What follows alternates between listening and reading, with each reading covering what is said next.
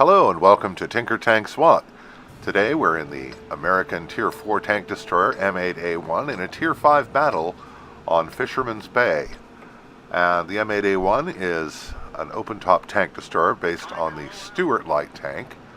Most people arm this in World of Tanks with the 57mm anti-tank gun M1, which has a very high rate of fire, very good for tier damage per minute, and quite good penetration at 110 millimeters. The problem with the 57mm is that you have to keep the gun firing consistently to take advantage of that DPM, which means you have to stay exposed for longer when you're shooting. So I have mounted the M3 3-inch anti-tank gun, which has a useful increase in damage alpha damage rather, though it has lower overall damage per minute and a slower rate of fire. On the other hand, if you need to pop up and pop back when firing, it's much better for that because you get to do a bigger slug of damage all at once and then get out of sight. So, firing through the brush at this T-34, knocked off 91 points of damage, and now I'm spotted. Take another quick shot and then back off and try to break line of sight, break contact, so that I can move up again and take another shot. And of course you want to fire through bushes whenever possible to mask your muzzle blast so that you don't immediately appear on their radar the instant you fire. And also with the bushes increasing your camouflage value, it's just always better to shoot from cover whenever you can. The M8A1 is based on the Stuart platform, so it's a very nippy little tank with a good power to weight ratio and a hull traverse of 58 degrees per second. It's quite maneuverable, but the turret only traverses at 18 degrees per second, sort of typically of turreted American tank destroyers. And the way to use that speed isn't to get forward, run way ahead of your comrades, get yourself cut off and killed by the enemy. It's to relocate rapidly to respond to changing conditions, which you'll see me doing quite a bit of in this game. And don't have a shot at that other M1, so I'm going to move up a bit, and there's the enemy's artillery, which anytime I can take out artillery, well, I'm up for that. Take a blind shot, but he's already dead. So, again, looking through the bushes for targets of opportunity. And they're out there, but I haven't got a line of sight, and there's plenty of tanks on this side. However, looking at the mini-map, we notice that over in the south, over in the east, our south is more or less wide open. The enemy is making it through the town without a great deal of resistance, although they just did lose a tank to our Churchill. So I'm going to go back and cover the cap circle because the enemy's T-34 has managed to sneak back there.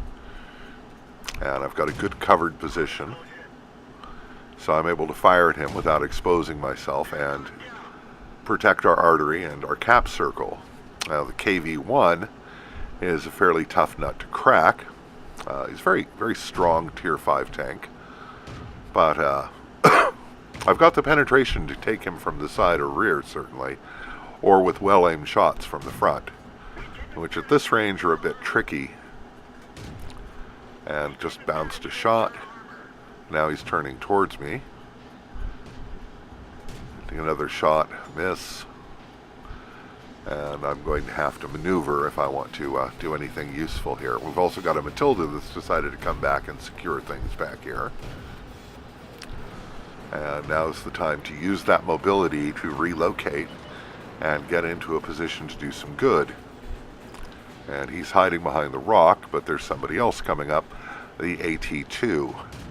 And of course the shot bounces off him. He is hopelessly well armored from the front, and I've been spotted, so it's time to maneuver and get out of there. And this tank backs up at 20 kilometers an hour, which is pretty nippy, so that's useful in situations like this where you need to suddenly disengage. And the KV-1 is very low on health now, and the Matilda's moving in on him. And he's Oh, and we have our T-34 and T-1 have also come back. So, put another round into him and finish him off.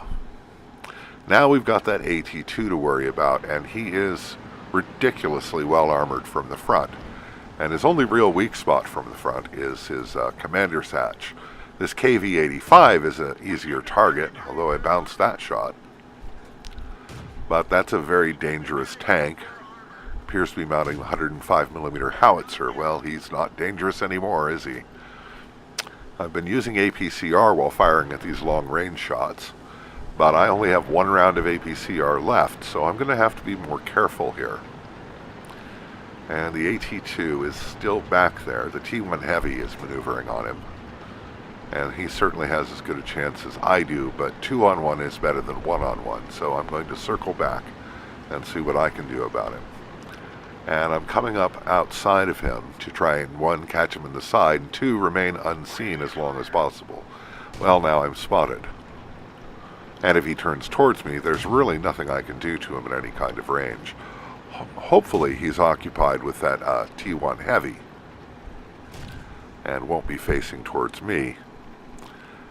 And, oh, he spotted me. That's pretty good since I'm 50 meters away. And I put a shot through his side, get a good roll, and take him out. Their artillery almost nails me. That was lucky that I avoided that. Oh, okay, I didn't avoid it. He missed. But I was very lucky to have avoided taking the damage, we'll put it that way. And there's a Panzer III, and he's really light work for this gun. He hasn't got much hope except to stay out of sight and not let me shoot him. And he can mess me up with his gun, but he can't do it fast enough to save himself in a head-to-head shootout. So I'm still on full health. And he's donked a shot. And someone else gets him. So, moving on. Yes, that was the T-1 Heavy with a good, decent long shot on him.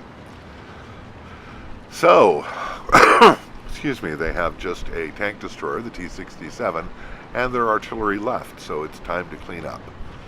And I'm heading over to the area where I would expect to find their artillery.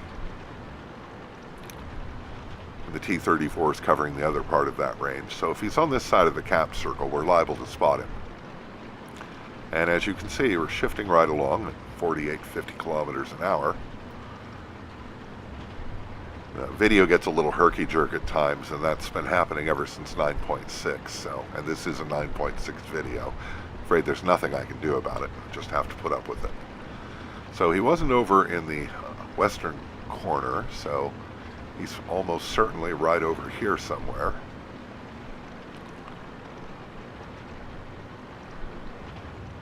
And we'll spot him any moment. Ah, and there he is. So, put a quick round into him. And he's lining his gun up on us, but we kill him before he can fire. So, things are progressing nicely. We just have the T-67 to deal with, and the T-67 is dangerous. He's got even better mobility than I do, and a better, more rapid-firing gun than I do. And a good driver in this situation could be very dangerous. And he is spotted. But apparently I didn't notice in the game until I took a look at the mini-map, and there he is. So, let's put a round through the side. It doesn't really matter with him. He has virtually no armor.